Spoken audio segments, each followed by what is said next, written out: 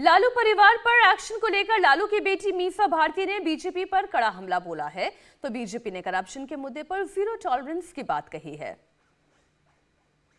अब इंटेंशन तो देश के लोग समझ रहे होंगे कि उनका इंटेंशन क्या है। कल सरकार गिरी और आज बुला लिया गया। बिल्कुल बिल्कुल, तो वही कह रही हूँ कि समय का चुनाव बहुत सोच समझ के ये सत्ता में बैठे लोग करते हैं। अरे भाई तेजस्वी को बुलाया गया है, फिर हमें दिल्ली भी बुलाया गया है, मेरी माता जी को, मैं और मेरी बहनों को, परिवार के लोगों को। तो मुझे लगता है कि अब ये जैसे जैसे चुनाव करीब आएगा ना, तो प्रधानमंत्री जी मुझे लगता है बहुत डरे हुए हैं, और डरे हुए हैं तो ये यही काम करेंगे। वो हमारे साथ किए, कल किसी और दूसरी राजनीतिक पार्टी के साथ करेंगे और लीडर्स को इस तरह से बुलाएंगे, तो उनको वो व्यस्त रखेंगे। कर्म करेगा वैसा फल भोगेगा, ऐसा नहीं है। राजनीति हमेशा सेवा की भाव से करने वाले लोग कभी चिंतित नहीं होते, बेफिक्र हो करके वो चैन की निद्रा में सोते हैं। जो अकुत संपत्ति कमा लेता है वो व्यक्ति परेशान होता है। राजनीति से प्रतिष्ठा की लालसा रहनी चाहिए, राजनीति से धन की लालसा रखने वाले लोग की परेशानी हमेशा बढ़ी है। और भ्रष्टाचार मुक्त बिहार बनाने का संकल्प देश के प्रधानमंत्री नरेंद्र मोदी जी और बिहार के मुख्यमंत्री जो भ्रष्टाचार पर जीरो टॉलरेंस कहते थे, वो अब साकार होगा।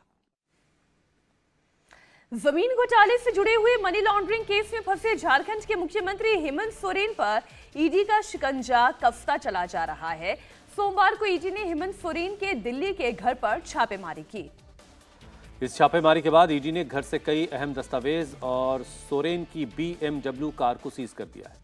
रविवार आधी रात से गायब सीएम हेमंत सोरेन का अभी तक कोई पता नहीं मिला है। सोमवार को ईडी की टीम दिल्ली में हेमंत सोरेन को उनके 3 ठिकानों पर तलाशती रही, लेकिन वो नहीं मिले।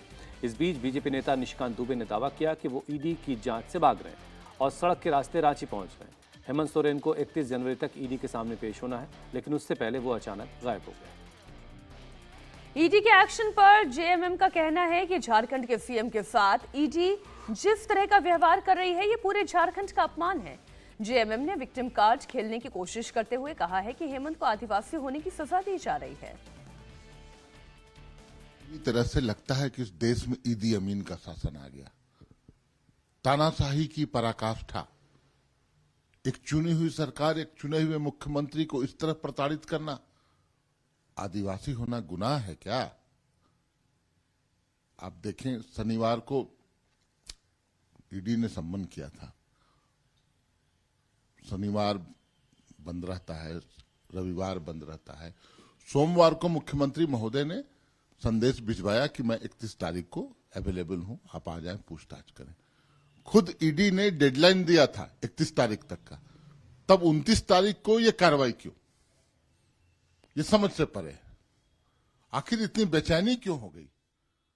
वो एक मुख्यमंत्री हैं, लोकप्रिय मुख्यमंत्री हैं, कोई भगोड़ा नहीं, कोई तड़ीपार नहीं, तब इस तरह की बातें। ये झारखंड नहीं, झारखंड ही नहीं, झारखंडियों का भी अपमान है, तमाम आदिवासियों का अपमान है। एक क्रांति की ओर ले जाया जा रहा है पूरे झारखंड को।